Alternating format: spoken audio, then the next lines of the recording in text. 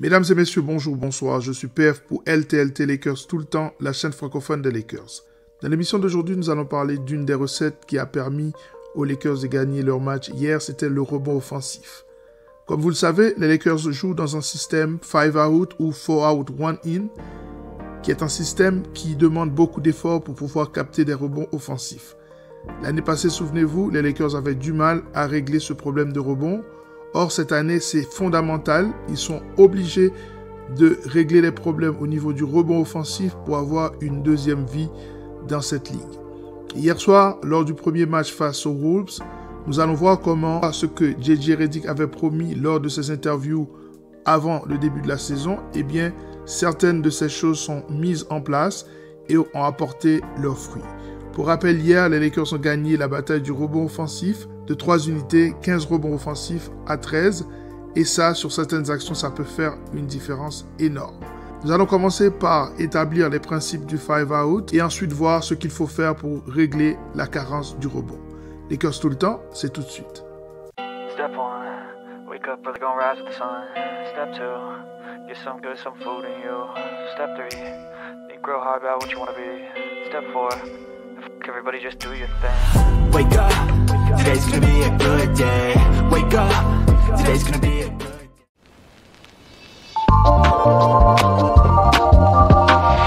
Alors, le principe du 5 out est relativement simple à comprendre.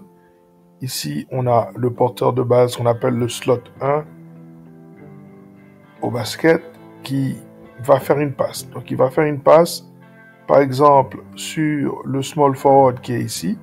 Donc, la balle va aller chez lui. Et ici, lui, il va aller vers la raquette. Et puis, le 2 va venir prendre sa place. Le 4 va venir prendre la place du 2. Et lui, soit il trouve la passe dans cette zone de dunker spot pour un lay-up ou pour un dunk, soit il va aller remplir le coin opposé. Ici, la balle est chez le 3, admettons qu'il fait la passe au 5. Donc, le pivot, eh bien, lui, exactement la même chose. Il fait une demande dans la raquette. Entre-temps, dans la même seconde, simultanément, le 2 va venir prendre sa place. Le 4 est obligé d'occuper la place du 2. Le 1 va venir prendre la place du 4. Et soit le 3 reçoit la balle du 2, soit il va aller récupérer le coin opposé. Ici, si le 2 fait la passe du côté du 5, il va faire la même chose. Il va aller chercher la balle dans la raquette. Le 4 va venir prendre son spot. Le 1 va venir prendre la place du 4. Le 2 a la possibilité de venir ici si le 3 n'est pas assez rapide, mais normalement, il est censé monter ici et le 2 va aller se mettre ici. Ici, on a constamment du mouvement. La balle peut être dans le coin. Le 5 a la balle, il peut renverser de l'autre côté ou alors il peut jouer sur le 4 et aller chercher dans le dunker spot la position. Et le 4 peut dribbler et aller dans son coin. Le 1 va venir chercher le ballon. Le 4 peut ressortir, demander la balle ou rester ici, puisqu'en même temps, le 3 va bouger. Il doit comprendre ce que fait le 3 pour savoir ce que lui doit faire et ce que fait le 2 aussi. Il peut se retrouver dans le coin opposé. C'est comme ça que fonctionne le 5 out.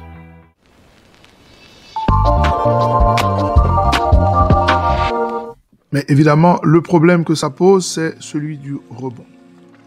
Sur ce graphique, on voit bien que si les joueurs sont bien espacés, si c'est vraiment un 5 out pur et dur, eh bien, les rebonds dans cette zone sont difficiles à capter.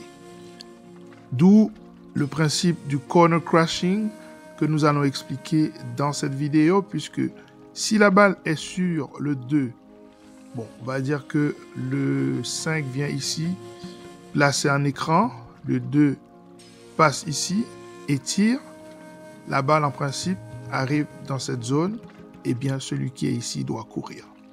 Il doit plonger pour aller chercher le rebond. Alors, on remet les joueurs en position. On va remettre les choses comme elles étaient depuis le début, avec le slot 1, c'est-à-dire le porteur de balle. On ne parle pas vraiment de meneur dans le 5 out, mais disons que c'est celui qui initie l'action, c'est le ball handler. Et bien voilà, si l'équipe est installée comme ça, eh bien le 1, vous rappelez-vous, il passe la balle, il coupe, le mouvement se fait, le 2 vient se mettre ici, le 5 peut éventuellement se retrouver ici, le 1 se remet là. Si le 3, qui a actuellement la balle, prend le tir, celui-ci doit aller chercher le rebond le plus vite possible. Et si possible, se faire aider par celui-ci. C'est le corner crashing, ça c'est le double corner crashing. Vous avez le short corner et vous avez le long corner. Et les deux se retrouvent dans la zone du rebond. On va voir que c'est beaucoup plus compliqué que dans la théorie.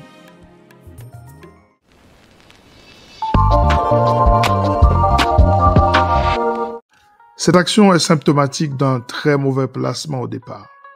Vous voyez ici, tous les joueurs sont du même côté. Donc, on est censé avoir du monde ici, là où il y a l'arbitre, et dans le coin opposé.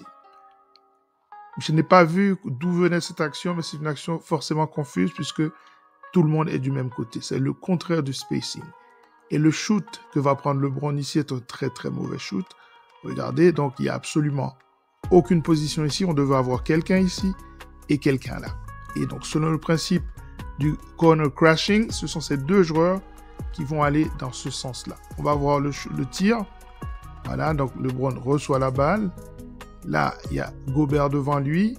Au lieu d'attaquer, moi j'aurais attaqué dans cette zone. Surtout que tout le monde est là. Il n'y a absolument aucune couverture. Il est beaucoup plus rapide que Gobert. Il met son corps en opposition quand il arrive dans cette position pour soit mettre un lay-up ou planter un dunk. Or, il prend un tir, et pour moi, c'est un très mauvais tir, qui se termine bien, puisque ça se tombe dans les mains d'Anthony Davis. On le revoit sur ce ralenti. Regardez, toute l'équipe des Lakers se trouve de l'autre côté. C'est absolument pas comme ça que ça fonctionne.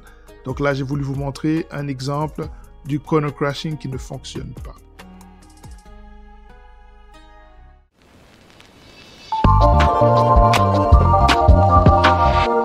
Alors, cette phase est intéressante. Elle va pouvoir nous permettre d'illustrer à la perfection le corner crashing. Donc, on va jouer le film. Voilà. Donc, le tir, il est pris. Je m'arrête là pour vous expliquer. Alors, normalement, on est bien ici en 5 out. Le seul problème, c'est qu'on a le 5 qui est venu placer un écran pour ouvrir le shooter. Bon, normalement, ici, dans ce coin, on a Anthony Davis. Anthony Davis aurait dû se retrouver ici. Vous avez le slot 1. Attention, slot SLOT pour éviter toute mauvaise blague. Donc, le slot 1 est là. Le slot 2 est ici. Le slot 3 ou le slot 4, ça dépend. Donc, en tout cas, ici, c'est bien ouvert. Et vous avez le joueur qui est dans le long corner. Normalement, ici, on aurait dû avoir quelqu'un dans le short corner. Mais, je vous ai dit, il est venu placer un écran ici. Et donc, là, c'est normal que son spot soit ouvert. Normalement, ici, on aurait pu imaginer que Christie puisse passer Anthony Edwards et aille se mettre ici pour occuper ce slot, pour permettre justement à Anthony Davis de venir se mettre ici, pendant que D'Lo se déplace à la place de Rui, et Rui lui-même, il va prendre la place de Christie. Là, c'est ce qu'on appelle le 5 out parfait. Mais ici, il y a des variations, évidemment, il y a beaucoup de pick and roll qui se jouent dans ce 5 out. Parfois, c'est un 4 out, 1 in, mais ici, voilà. Eh bien, le tir va être pris. Et donc, il nous manque quelqu'un, normalement, sur ce spot-là, qui aurait pu donner une deuxième chance, une chance dans le short corner, mais aussi une chance dans le long corner. Donc, le principe du corner crashing, c'est qu'on doit avoir les deux ailiers, les deux wings qui doivent travailler pour aller chercher le rebond offensif. Ici, ce ne sera pas le cas. Le tir est pris, mais qualité athlétique de Max Christie, eh bien, il va sauter au-dessus d'Edwards pour prendre la balle. L'avantage qu'il a, c'est qu'il vient lancer. Rappelez-vous, je vous avais déjà expliqué ça dans une vidéo précédente. L'un des avantages de celui qui vient en corner crashing, c'est qu'il est déjà lancé. Et là, malgré qu'il est face à un athlète de malade qui est Anthony Edwards, et qu'il y a 3 pivots pratiquement dans la raquette si on considère McDaniels comme un ailier longiligne avec Rudy Gobert et Naz Reid. Donc vous avez vraiment un 5 de très grande taille. Malgré ça, ils se font manger sur ce rebond offensif. On le voit. Voilà. AD occupe la balle, donc il va faire une passe facile ici. Vous avez tout cet espace-là qui est libre. Donc là, il aurait pu prendre son temps pour bien armer. Et d'ailleurs, ce sera le seul tir primé de D'Angelo Russell. Regardez, passe, et alors le tir est pris, pas de problème. Et alors, ce qui est intéressant, c'est qu'à la fin, on va le voir sur le ralenti, voilà, le tir est pris, qualité athlétique et aussi le mouvement, ça permet de libérer le shooter. Et alors, je me pose parce que regardez, là, Max se remet dans ce même corner. Si j'étais lui, moi, j'aurais été de l'autre côté. Il aurait dû aller de l'autre côté puisqu'il y a déjà ici... Rui Hachimura qui est dans ce secteur. Mais de toute façon, les deux là, ils se présentent encore comme des alternatives pour aller chercher à nouveau le rebond offensif. Regardez, sauf que le tir est pris et bon, je pense que Max comprend que le tir va rentrer. Il va vite se replacer. Rappelez-vous que les Lakers ont beaucoup de problèmes de repli défensif.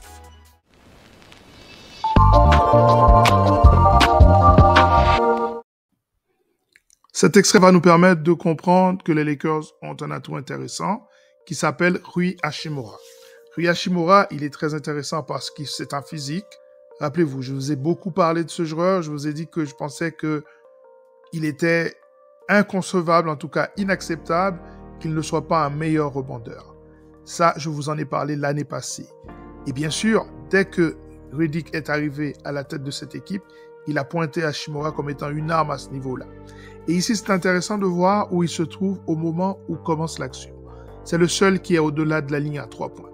Ici, vous avez LeBron, vous avez Hayes, ici, vous avez le rookie Connect et D'Lo. Tout le monde est dans la raquette. Alors, ce qui est intéressant, c'est de voir comment ils vont peu à peu s'espacer. Regardez. Alors, petit dribble end-off pour D'Angelo Russell qui est ici. Alors, ici, on est presque dans un 4-out, 1-in. Puisque, regardez, au moment où D'Lo va prendre le tir, tout le monde s'est écarté. Et alors, le corner crashing va se faire de ce côté-là. Sauf que le rookie dort un petit peu, dommage, parce qu'il doit venir, en tout cas, il doit être dans l'élan. Celui qui va être dans l'élan, ça va être Rui Hachimura. Regardez ici, voilà. Vous voyez, un homme attentif, regardez le body language de ce gars et celui du rookie, Connect, c'est pas pareil. Donc, ici, D'Angelo Russell voit qu'il a une possibilité de prendre un tir, il va le prendre, d'autant plus que son pivot est dans la raquette. Donc, pas de problème. Alors, le tir est lancé, c'est raté, et voilà, Rui Hachimura qui prend la balle. Voilà, on reprend, au ralenti. Voilà, donc le dribble end-off pour D'Angelo Russell, le tir qui est raté, c'est pas un mauvais tir d'ailleurs, et puis le rebond qui est pris du côté opposé.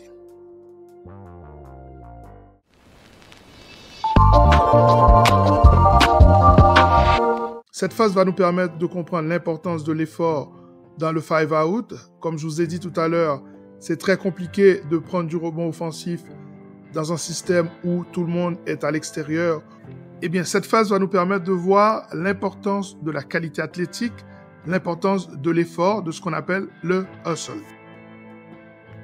Voilà, donc ici, on est bien 5-out. Au départ, le slot 1, Max Christie, on va le jouer ici, voilà. Donc, tac.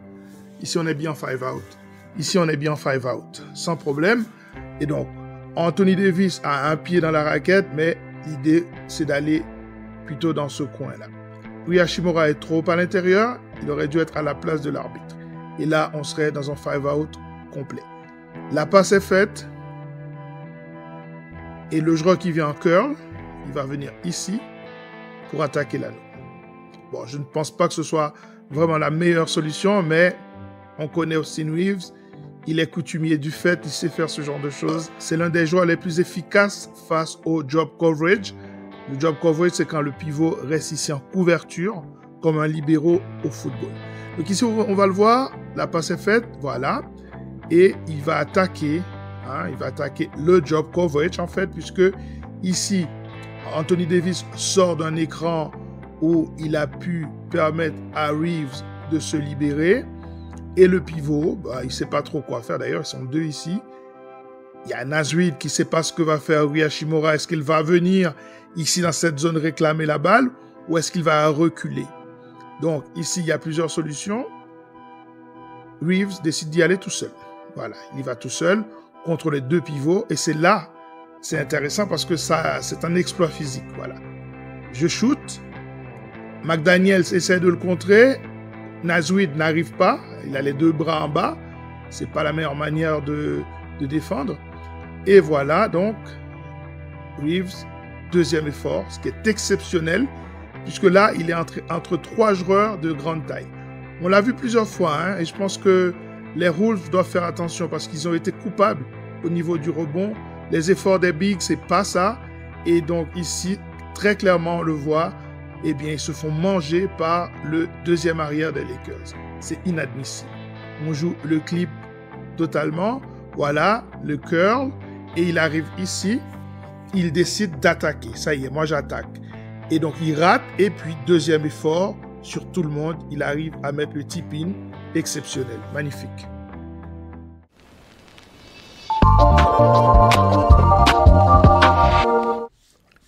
En conclusion, on peut dire que les Lakers peuvent trouver des solutions pour pallier ce problème au rebond offensif. Le corner crashing peut fonctionner si on a des athlètes de très haut niveau. Les Lakers en ont quelques-uns, mais ce n'est pas forcément l'équipe la plus athlétique de la NBA. De notre côté, je pense que ce système est très énergivore et je demande dans quelle mesure il est viable sur une saison de 82 matchs et puis des playoffs. Donc, ça va être un peu compliqué. Très bon système pour essayer d'aller chercher des rebonds offensifs, mais à mon sens, pas viable.